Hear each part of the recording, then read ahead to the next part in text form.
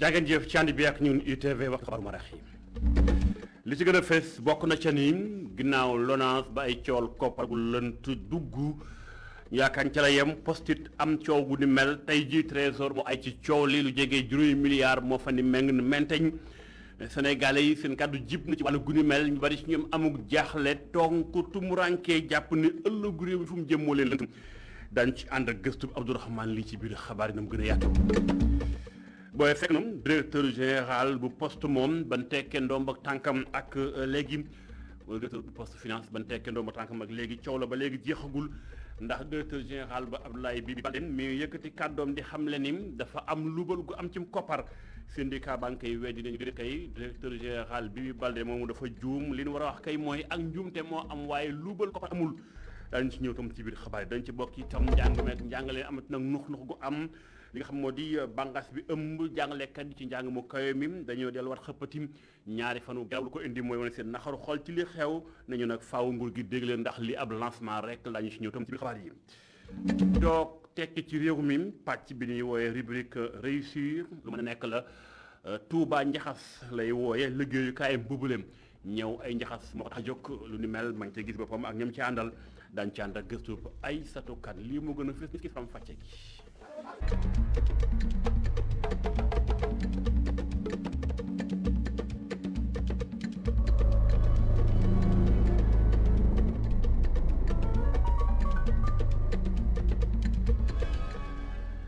sant leen gërëm leen cànd bi ak ñun ci TV faram fàcce xabaaru marax yi ñu koy tàmbali ci soxal mbirum coowal koppar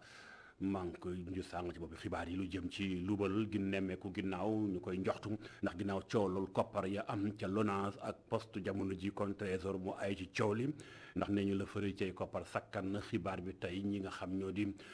bis bi le jour quotidien ñoo ko xëy becci am na sax ñaar gi ñu tegal ni loxo ci wàllu guni mel enquête baa ngi wéyandi faram fàcce Pape sax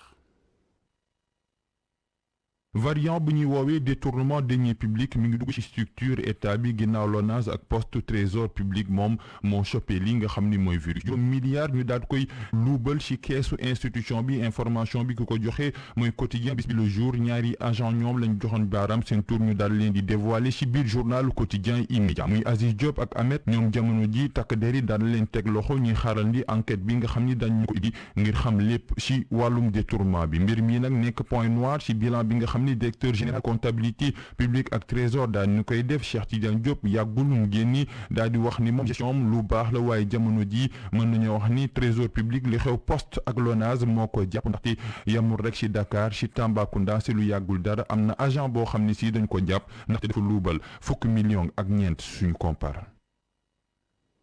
coowal koppar yi lënt ci liggéeyukaay yi état bi moomal boppam lu ko waral ak jàngat ban la ci Sénégal yi am seen kàddu jëm na ci reportage Abdourahmane lii dara beesu fii ngir wàjle bés bu set nga dégg scandale bu yees te yëpp ay niroo daanaka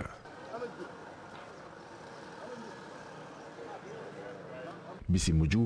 di juróomi milliards yu ñu lubal ca trésor public ab càmbaru IGE moom may ñu jàpp jamono ji ñaari nit ya fay liggéeyee muy ay luubal yoo nga xamante ni dara waralu ko lu dul nit yi nga xamante ni dañ leen di tabb ci ay poste yoo nga xamante ni mérité wuñu ko gis-gisu Pape. non bettu ma parce que lan moo tax bettu ma c'est-à-dire beneen type de sénégalais lañ gis. am na ay nit mérité wuñu seen place waaw waruñu leen dénk 1000 francs maanaam ku am problème mu 100 francs bu ñu la dénkee 1000 francs da koy luubal noonu nag la demee nii ba xam ne affaire bi daal war nañ ko xoolaat bu baax a baax a baax parce que mettre les hommes à la place qu'il faut loolu mooy manqué Sénégal waaw loolu moo ñu manqué. ana nan la mënee nekk nan la nit mën a luubale koppar gu toll noonu sa xel di dal muy ay laaju Pape Babacar Ndour. mais da ngay jékki-jékki dégg ñu ne la nit détourné na tant de milliards ci information quoi après yow tu te poses la question mais kii naka la mën a def détournement boobu est-ce que maanaam ñu jox la ba loo xamante ne yow xaalisu askan bi la en quelque sorte. mooy soo nekkee ci benn société mais xaalisu askan bi la mooy les impôts yi man yu may dagg est-ce que man ressources yooyu ñu may dagg mais dafa dem am fu mu dem léegi nga dégg ñu ne la diw détourné na tant de milliards kooku yow kii ko détourné sax si nekkee moom ko détourné mais est-ce que il a la conscience tranquille man mi la xamal ne tey nii su ma triandee benn 1000 francs wala 2000 francs sax du ma mën a nelaw. ca Sandaga ba tey ñu taseeg fekk ab juriste gëm-gëmam moo di yoon dina def liggéeyam nu mu waree ci mbir mi mu jàpp ni du dëgg yoon mi ngi wéy di xamle ni mbir mi choc la ko def. impôt yi ci boppam dafa lu muy servir mooy à Sénégalais yi soulager par rapport aux dépenses quotidiennes comme établissement tali yi électricité publique yi paiement de l'électricité par rapport aux établissements publics voilà Sénégalais yi yëg ci seen bopp par rapport ak li ñuy fay mu am retour par rapport ak seen dépenses quotidiennes par rapport seen nekkin. ay daan yu tar loolu nga xamante ni ku ko gis dootoo xalaatati luubal xaalisu askan wi loolu la ñu dékk suñu micro di yaakaar ci mbir mi. Abdourahmane Ly ginnaaw coowal koppar ak coow la am ca poste jamono ji coow joxagul syndicat yi taxaw noonu tem ci wàllu gu ni mel seen kàddu jib na li ñu becc mooy li xew ni gënul ci liggéeykaay bi la mu koy nasaxal di ko xañ ci ay koppar bari na am na lu ñu proposé jàpp ni fexe soppi doxinu poste ci wàllum social mooy li gën boo ko na gis boppam ci wàllu gu ni mel ñu xuus ànd ci ak gëstu Boubacar Dieng. mbirum koppar xuloo seeni biir ñu dàq xeex ak ñu bàyyi seen poste lii doon ay jafe-jafe yoo xam ni bari na ci poste boobaak léegi def na ay ayu bés li nag tax kuréel gi nga xam ni nag moo ëmb syndicat yu ëpp yu nekk ci kërug liggéeykaay google génni àddu ci mbir mi. mais jàpp nañ ne am na wax joo xam ne li mu yàq ci kër gi moo ëpp li mu defar du ñu ŋàññi kenn nag parce que syndicat bu ne da nga autonome ku nekk am sañ-sañ wax ne man nii laa gisee nii laa war a taxawee pour sama jafe-jafe kër mais jàpp nañ ne dafa exposé kër gi li mu yàq ci kër gi moo ëpp li mu defar ñu jàpp ne également violence bi am ci kër gi dañ naan guleen ci poste bi parce que lii postier xamuñ ko woon violence bi nag du rek violence physique waaye violence morale la violence psychologique la ñu ngi mel ni ay noon jàpp naa ne que adversité nit ki même boo koy def da nga war a am minimum d'élégance et de courtoisie liñ jàpp également mooy que grève bi ñu constaté te amul préavis ak présent négatif ci bureau de poste yi dafa loo xam ne daf ñu métti parce que grève dafa obéir à des normes. ngir xool yëpp dalaat nag kuréel gi li di sàkku rek ñu amal ay waxtaan. mais jàpp nañ ne il est temps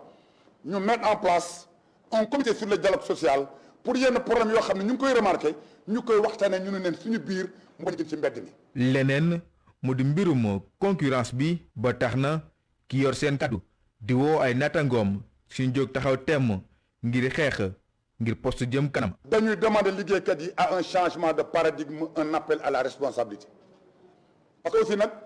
ngay ŋàññ sa borom kër yomb na ngay ŋàññ nguur yi yomb na waaye liggéeykat yi nañu xam ne ay liggéeykat lañ nañuy xëy waxtu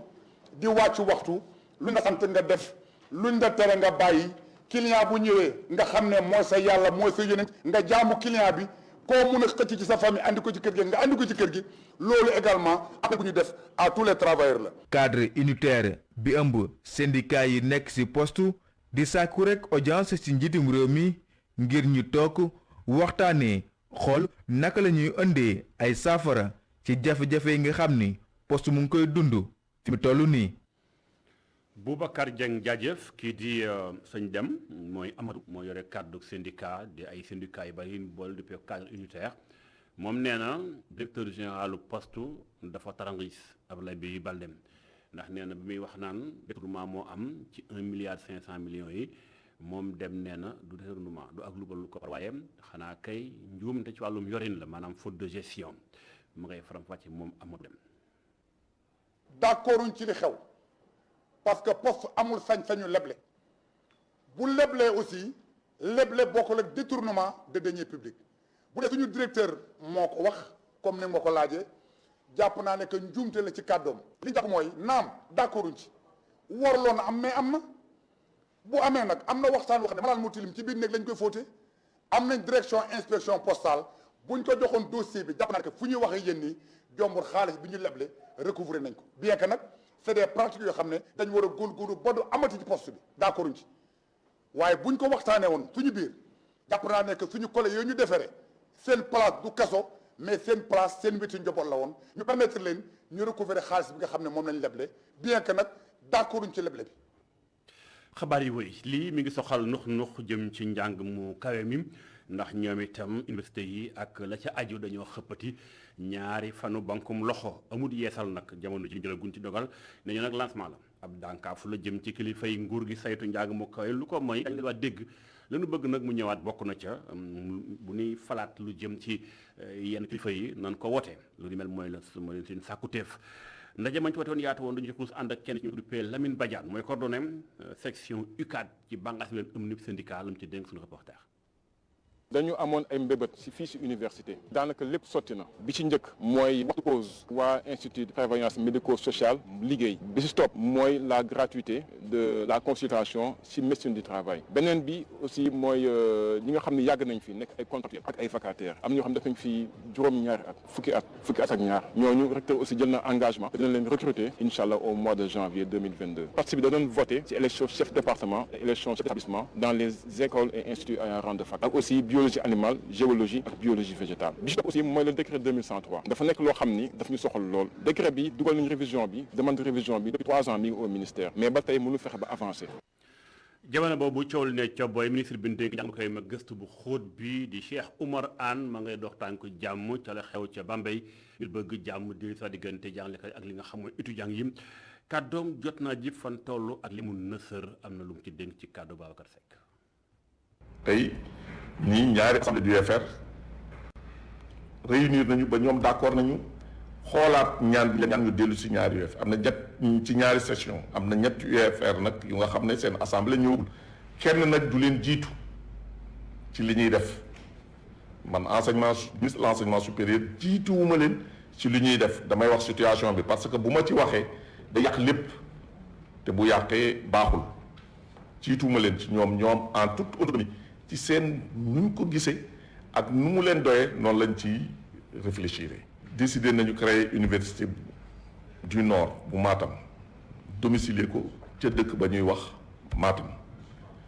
mu tudde ko Souleymane Niang ba ñuy def prix ba ñuy joxe prix concours général mu jël tamit ba mu jëlee décidé boobu la décidé créer ko la waxoon ne université Dakar bu Cheikh Anta Diop ak recteur am nañu jël fexe def ay proposition ci lan mooy ban orientation académique la ñuy jox université bi. li gouvernement bi jàpp mooy li président wax mooy université bi ci dëkku Matam lañ koy def dëkku Matam lañ koy def benn université te loolu lañ jàpp te loolu lañ jàpp ba mu jeex tàkk. ministre bi ñu dénk njàng mu kawe meeg la muy dox tànku jàmm waaye ñu koy xaar mu dox tànku jàmm jëmbul ci li nga xamoon ne institut français ndax foofee tamit jàpp leen ni nux bu mag fa nemeek ñu fa nekk ay étudiants étrangers fekk baax ca bitim réew na ci réewum Sénégal gi ñu ngi dund ay benk ñi ngi koy tax syndicat bi ëmb jàngalekat yi jàpp ni jot na pexe am ci mbàllu ko mooy ñoom itam dañu leen dégg ñu ànd ak faram fàcce ak Abdou Khadim ci am reportage.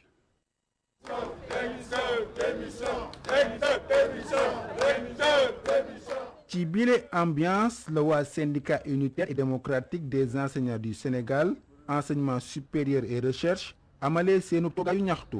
ñuy naqarlu li ñu jàppee agression xewee fële ci institut de français des étudiants étrangers samedi 11 décembre ba ñu fa doon amal jongante ndongo yi. li xew mooy ni ay jàngalekat ci seen palaasu liggéey service sécurité bi dañu ñëw songaleen foofu te fekk wax dëgg yàlla ñoom ñu ngi woon ci li leen yoon may moo di ñaxtu ci test bi nga xamante ni jaarul woon anam bi ñu organisé woon INSEPT li ko wane sax mooy ni foofu lañ ko organisé wuñ ko ca IFE dañ ko dem toxal foofu lax ko di ko fa def en cachette. ñoom li ñu jàpp mooy ci directeur bi fariwul texte yi. suñu camarade yi ni ñuy laajte rek yomb na mooy recteur bi comme que moom nekkul moom njëkk a nommé recteur ci université bi dafa hérité université ak ay texte université nag ay texte lay doxee texte rek lañ ko wax mu respecté ko texte yooyu nag la bañ ba lànk. waa SUDES enseignement supérieur et recherche di naqarlu tamit li ñu bëgg a def IFE institut de faculté. statut IFE bi fu mu ne nii institut d'université la ñu ñoom dañu bëgg ñu élire directeur léegi ñu mun ci ay anam yu mu gënee gaaw ñu mun dugg commencé jàngale bi pour ren ñu yeggali bu daaw ba pare waaw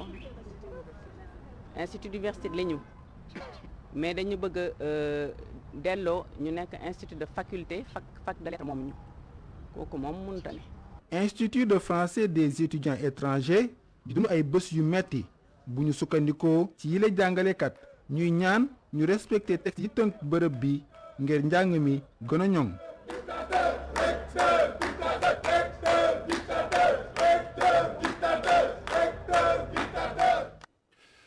xabaar yi wéy ba tey mënum jàng waaye fexe ba bu étudiants yi jàngee ba noppi fii ci réewum Sénégal du nekk ñuy wër di liggéey ak toltolaanim dañuy fekk ñu am seenu formation génn ak lijaasa mën a dem ci marché bi liggéey lu mel moo tax def nañ ko ca ISEP waxtaan nga yaatu woon lool waaye ki nga xamante ni Sedima kilifa ga lan dara jaale woon jury ba moo ko doon saytu ba noppee it kat jot na lu yaatu ñu xuus ànd ak faram fàcce Babacar Seck.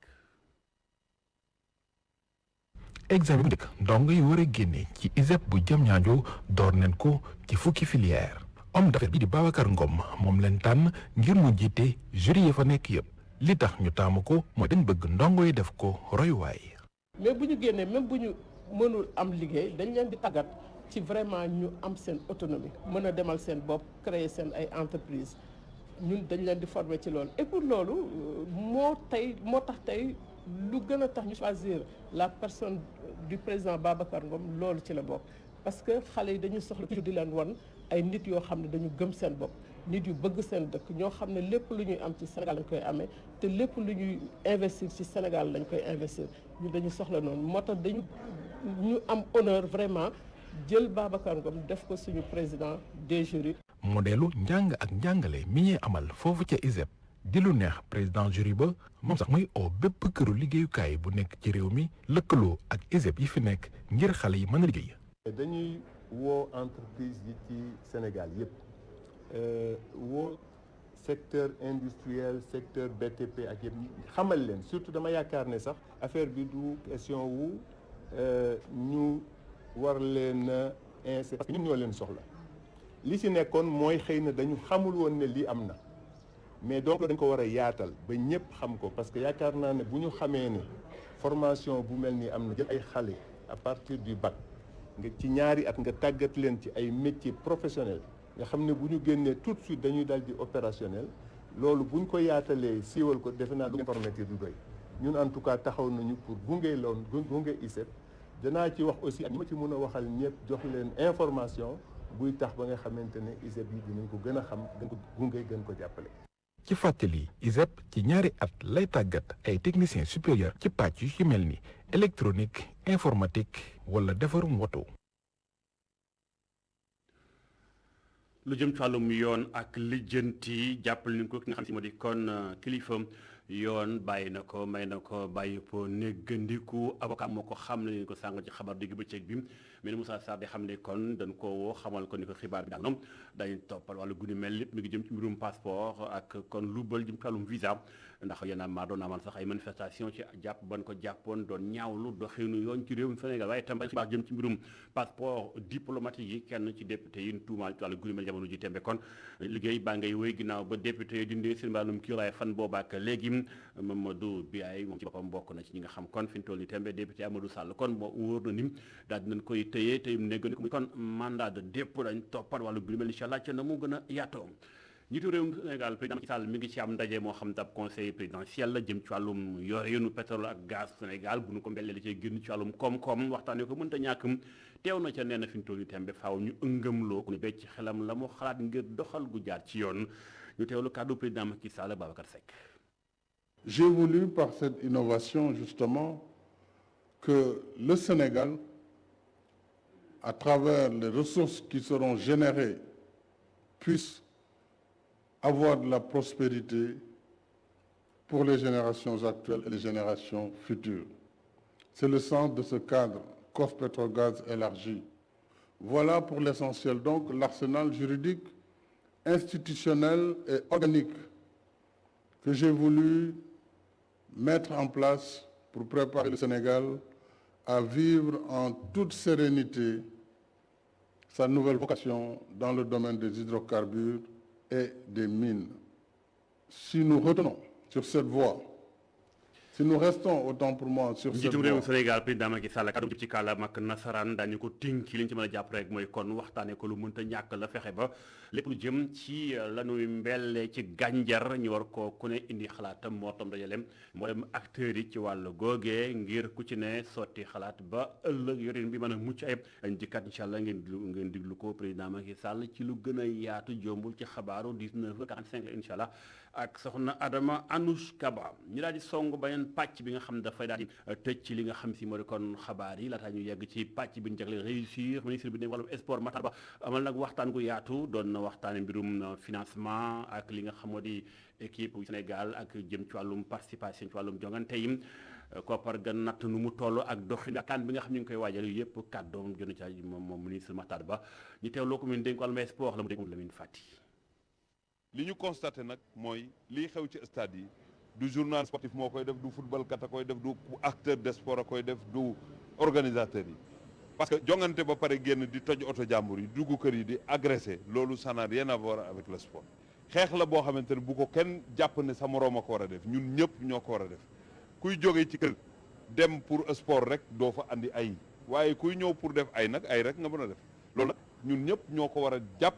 pour signaler ñi koy def ñu war leen a jàpp teg leen ni daan loolu ñu ngi ciy woo ñëpp tant que violence a ngi am sport du fi jëm ni mu war a demee kanam bu ngeen amee état boo xam mu ngi def ay milliards ci sport fédération yi di xeex joueurs yi sportifs yi di xeex pour sport jëm kanam am ñu ko bëgg a yàq jàpp nañ ne ñooñu bokkuñu ci ñu.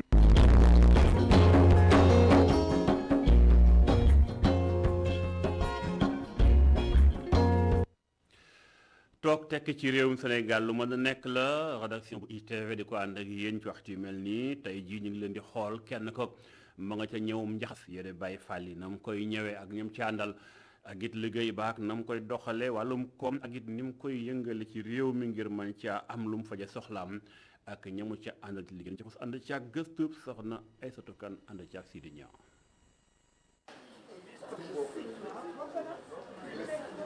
Baye Fall di dund ci mën-mënam di defar ay dàll canapé yére mbaxane tableau ak yeneen di jëfandikoo wax sa kañ xas. li moo tax li may def nii wutal lu ma ko limite tey soo ma fekkee tey ci tableau yi da nga naan kii affaire tableau lay liggéey soo ma fekkee tey ci affaire canapé da nga naan kii affaire canapé lay liggéey soo ma fekkee sama atelier da ngay xam ne kii lii mooy métier am soo ma fekkee ci saak nag man ci laa gën a saak. gëm-gëmu Baye Fall mooy ab doxalin bu muy dëgmal ci liggéeyam ab mënin bu Touba Njaxas mënal boppam. man tey sama métier tey bon su ma ne la nit jàngalu mu métier bi man maa ko jàngal sama bopp parce que bon dama nekkoon teer di ñëw comme ñëpp di embauché comme ñëpp ne chaque jour bon maa ngi toog di calcul man mii bon lan la war a mën a defal pour sama bopp man bon ma dem ba ci yàgg bon comme que 2002 bi gars yi jógee kii coupe du monde bi dama doon ñëwal ay ñoom Pape Bouba ñoom Alassane Ndour xam nga di la ñëwal ay njaxasu gañu laa léegi su ko defee nag léegi bon chaque jour damay toog mais Touba ci la télé Pape Bouba sa njaxas bi la sol bon affaire bi nag ma dem ba xam ne kon man war naa mën a occuper lépp luy njaxas bon te pour nga occuper lépp luy njaxas nag léegi foog nga dem jàngi expérience. shooting foire festival ak i défilé yu mu tuddee doxantu Baye Fall si la muhit bi di sukkandikoo ngir fësal liggéeyam. ñu ngi def ay shooting ñu ngi def ay défilé bon ñu ngi dem ay foire ñu ngi dem ay festival bon fi nga xam te ni suñu doolee toll daal moom bon ñu ngi koy def waaw temps yii la passé nag xawoon na avancé bu baax mais après Covid bi dafa ñëw tamit arriéraat ñu ba ci semaine bii nii passé def nañ défilé ñu ngi ko defee hôtel de ville semaine bii passé doxantu Baye Fall bi ñu ngi ko defee foofu xam nga mooy li may wax rek mooy xam nga défilé ñaari tubaab rek ñoom ñoo toog créer seen défilé quoi bon fii nag ñaari Baye Fall yu osé ñoom ñooy toog ñoom it créer seen défilé mais doxantu Baye Fall nag bon dafa am caaj parce que Baye Fall bi doxantu dina naan café ci yoon bi dina lekk gerte caaf ci yoon bi dina am bi xam nga ba pare dina wane tamit li mu bëgg a wane. bu ko weesoo moom mi li daa gëm loolu di toog fi tekki fii war na mun a nekk. fi lañ juddoo fi lañ yaroo fi lañ jàngee métier gënuñu dëkk bi te ñu ngi sant yàlla di suturaal suñu bopp tekki fi nag dafa am ñaari choses yu am bon ñu bëri dañu jàpp ne tekki moom mooy xaalis tekki mooy li ngay def nga mën ko nga professionnel ci ba mën ko ba mën see dimbale ay nit jàngal leen ko. sa wërsëg ci am nga ci mën di dimbale ay nit ndax nit dina am xéwal te tekkiwul nit dina am xéwal te du toog njëriñ waaw te toog fi tekki fi tamit da am loo xam te ni tamit moom moo koy maye mais toog fi tekki fi mën na nekk mais compliqué na lool mais daal li am solo mooy fexe ba am njëriñ li am solo mooy nga fexe ba li ngay def bu la ko kenn dàq. mu yokk si di ñaax bépp sénégalais mu jëfandikoo lu ñuy defaree si réew mi. di gën a woo gars yi rek ñu gën a def consommation local te xam ne xool li ñuy jëriñ waaw mu ngi ci dëkk bi et puis li ñuy jëli ju Europe mu ngi ci dëkk bi. tey imaginer tey Macky Sall tey su ñëwoon tey jël sama loo yi tey saa buy voyage yi war na mën a dem xaritam yi muy dawal ku si nekk mu may la costume ki mu may la simis ki mu may la lii ki mu may la lii léegi xaritam boobu noonu dina mos a sol simis bi dem feneen ñu ne ko amee foo jëlee simis bi mu ne ah Macky Sall bi mu fi ñëwee moo ma ko doon may simis bi ñu xool étiquette bi mu nekk Touba Njaxas kooku dafa may woo directement.